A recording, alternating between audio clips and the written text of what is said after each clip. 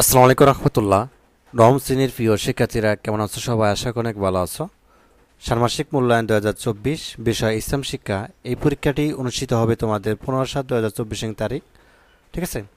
তো মূল্যায়ন প্রশ্ন উত্তর পর্ব 2। তো এর আগে কিন্তু তোমাদের আরও একটি ভিডিও প্রকাশ হয়েছে উত্তরপত্র 1-এর, তো ওটি অবশ্যই দেখবা।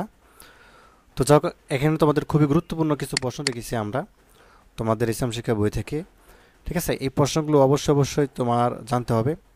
এরকম কাজ কিন্তু তোমাদেরকে দেওয়া হবে। ঠিক আছে? তো দেখো, শুরুতে একটি একক কাজ দেওয়া আছে। তো এখানে বলা আছে যে তুমি কিভাবে নিজেকে কুফর থেকে দূরে রাখবে তা নিয়ে আলোচনা করো। ঠিক আছে? অথবা প্রশ্ন করতে পারি তুমি কিভাবে নিজেকে কুফর থেকে বেঁচে থাকবে। ঠিক আছে? এ নিয়ে আলোচনা করো বা উপস্থাপন করো, বা তোমার বন্ধুর সাথে আলোচনা করো এবং সেগুলো খাতায় লেখো। এরকমভাবে বিভিন্ন ধরনের প্রশ্ন থাকবে। তো তোমার কাজ হচ্ছে যে প্রশ্ন, এই যে প্রশ্নটা করা আছে, এই প্রশ্নের আলোকে যত ধরনের প্রশ্ন হোক না কেন তোমার উত্তরটা জানা থাকা। ঠিক আছে? উত্তরটা তুমি যদি জানা থাকে অবশ্যই তুমি আনসার করতে পারবা। তো এখন দেখো উত্তরটা। কুফরি থেকে বাঁচতে হলে খালিসভাবে নেক আমল করতে হবে। তাই প্রত্যেক মুসলমানের জন্য দায়িত্ব কর্তব্য হচ্ছে কুফরি শিরকি থেকে বেঁচে থাকার জন্য দায়িমীভাবে আমলে সোলেহ করা।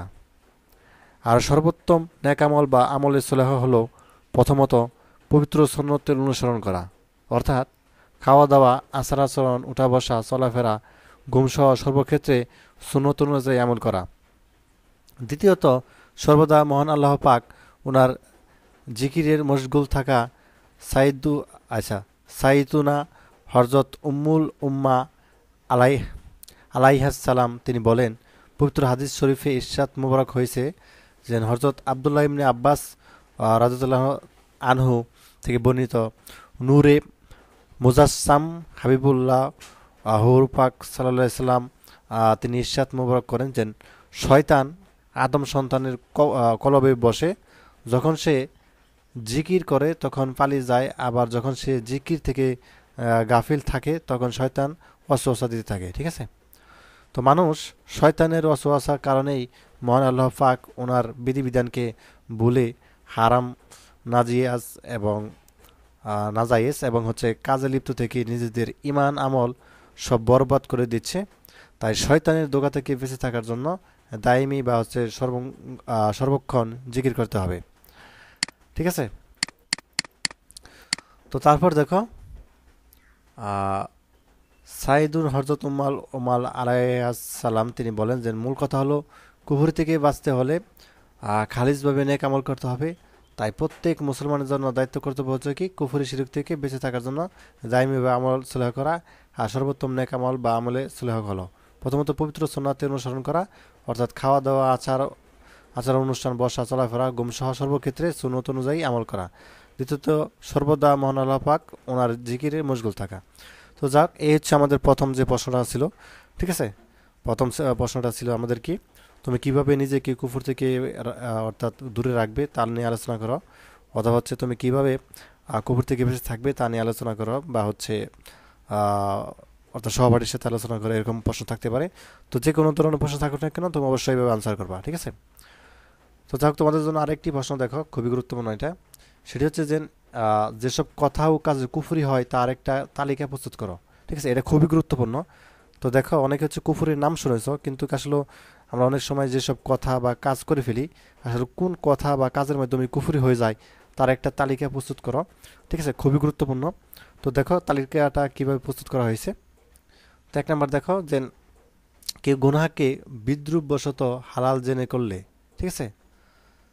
অর্থাৎ কেউ যদি এটা জানে যে এটা গুনাহ, তার উপরেও যদি সে হালাল মনে করে করে কাজটা, তাহলে এটা কি হবে?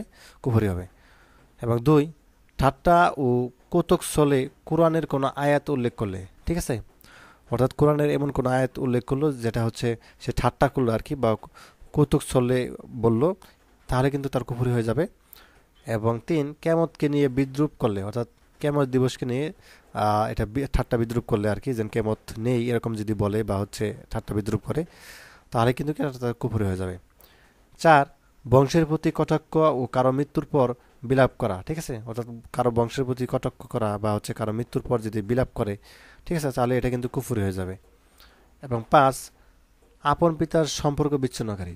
ঠিক আছে? কেউ যদি বলে যে না, অর্থাৎ কারো হয়তো বা যদি বলে যে না আমার পিতা হচ্ছে সম্পর্ক বিচ্ছিন্ন করলাম আমার পিতার সাথে, তাহলে কিন্তু এটার সাথে সাথে কুফরি হয়ে যাবে। এবং 6, বিদ্রুপ করে সগীরা গুনাহ করলে, ঠিক আছে? অর্থাৎ বিদ্রুপ করার পর যদি আবার সগীরা গুনাহ করে তাহলে কুফরি হবে। এবং 7, কোনো পয়গম্বরকে অস্বীকার বা সুন্নতকে অবজ্ঞা বলে অপছন্দ করলে, অর্থাৎ কোনো পয়গম্বর বা হচ্ছে যারা হচ্ছে আহ, মানে হুজুর রয়েছেন বা হচ্ছে আমি আলেম রয়েছেন এক কথায়, বা পয়গম্বর তাদেরকে যদি অস্বীকার করে বা সুন্নতকে অবজ্ঞা করে তাহলে কিন্তু এটা কুফর হয়ে যাবে। তো তারপর দেখো আরেকটা, সেটা হচ্ছে যে গঞ্জিনী বাঁশি বা হারমোনিয়াম ও গ্রামোফোন বাজিয়ে কোরআন তেলাওয়াত বা এসব কণ্ঠে কোরআন তেলাওয়াত করা, ঠিক আছে? অর্থাৎ কেউ যদি কোরআন তেলাওয়াত করে, গজনি বাজায় বা বাঁশি বাজায়, হারমোনিয়াম বাজায় বা গ্রামোফোন বাজায়, তাহলে কি হবে? এটা কিন্তু কুফর হয়ে যাবে, ঠিক আছে? তো এখানে 8টি আমরা হচ্ছে প্রস্তুত করেছি মূলত তালিকা, আর যেসব কথা ও কার্যকরী হয়। আশা করি বুঝতে পারছো বিষয়টি। তো এই বিষয়গুলি তোমরা হচ্ছে একটু মনে রাখবা, এই প্রশ্নটা খুবই গুরুত্বপূর্ণ। তো তারপর দেখো সর্বশেষে একটা প্রশ্ন রেখেছি তোমাদের জন্য, সেটি হচ্ছে যে মুনাফিকেরা আমাদের সমাজের শান্তি স্থিতিশীলতা নষ্ট করে। তো শিরোনামের আলোকে একটা প্যানেল বা দলগত আলোচনা করে উপস্থাপন করো, ঠিক আছে? তো এরকমভাবে প্রশ্ন কিন্তু থাকতে পারে যে মুনাফিকেরা আমাদের সমাজে কীভাবে শান্তি নষ্ট করে বা স্থিতিশীল নষ্ট করে। এটা একটা প্যানেল, এই শিরোনামে একটা প্যানেল তৈরি করো বা দলগত আলোচনা করো, ঠিক আছে? তো চলো আনসারটা দেখা যাক। উত্তরটা দেখো যে উপরিক্ত বিষয় দলে প্যানেল আলোচনা শেষে নিচে উপস্থাপন করা হলো, ঠিক আছে? যে এই প্রশ্নটা কিন্তু আমরা তোমাদের বই থেকে নিয়েছি, প্যানেল বা দলগত আলোচনা। দেখো এখানে বলা আছে মুনাফিক আমাদের সমাজের শান্তি স্থিতিশীলতা নষ্ট করে। উল্লিখিত শিরোনাম আলোকে তোমার প্যানেল বা দলে আলোচনা করে উপস্থাপন করো। এটা খুবই গুরুত্বপূর্ণ। তো দেখো, মুনাফিকেরা সমাজে বিভিন্ন ধরনের ফ্যাসাদ ও অশান্তি সৃষ্টি করে থাকে, অথচ তারা প্রচার প্রকারান্তে নিজেদের শান্তি প্রতিষ্ঠাকারী বলে পরিচয় দেয়। মুনাফিক তাদের স্বভাব ধারা, মনুষ্যত্ব ও চরিত্রকে ধ্বংস করে। মুনাফিক তার স্বার্থ হাসিলের জন্য নানা অন্যায় ও গর্হিত কাজে লিপ্ত হয়। তো সমাজের মানুষের মাঝে বিবাদ, অনৈক্য ও অশান্তি সৃষ্টি করে, ঠিক আছে? মুনাফিক আমাদের সমাজের শান্তি স্থিতিশীল নষ্ট করে, কারণ তারা সর্বদা মিথ্যাচার করে, সত্যকে লুকিয়ে রাখে, এতে মানুষ ক্ষতিগ্রস্ত ও বঞ্চিত হয়।